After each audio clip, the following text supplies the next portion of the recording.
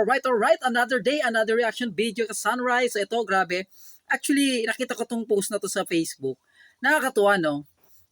Kumbaga, how ironic na ganito makikita mong pictures na itong si LeBron James, isa sa talagang iniidolo natin sa NBA.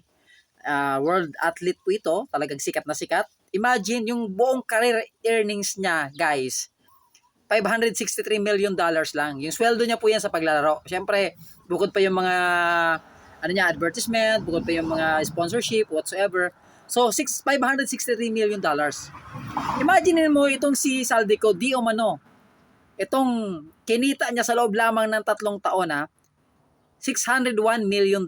Lamang pa kay LeBron James. Imagine yung kay LeBron James, career earnings po yan sa loob ng 22 years. Take note guys, 22 years na naglalaro si LeBron, yan ang sweldo niya, $563 million. Samantalang itong inaakusahang kurakot na ito, sa loob ng 3 taon, $601 million. Di umano. Grabe, no? Talagang mapapamura ka talaga sa galit na kapag may mga ganitong klaseng tao. Ito si LeBron, kumita ng $563 million. Diyos ko po, worth it. Deserve niya yan dahil pinaghirapan niya yan. Dugot, pawis, hirap, sakripisyo, lahat na binuhos niya ni LeBron para kumita ng ganyang kalaki, para mabigyan ng magandang buhay ang pamilya niya. Pero kung itong isang tong nasa baba na tong picture, kung ito totoo to na ganito kalaki ang nakurakot, di umano, PI sa'yo.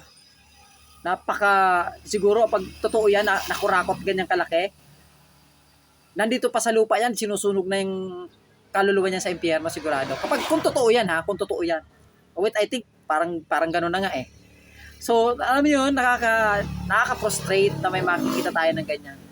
Alam mo yun, kaya ni LeBron, ayan, kahit gumastos siya ng gumastos yan, kasi deserve niya yan, pinaghirapan niya yan. Pero itong isang to, grabe no?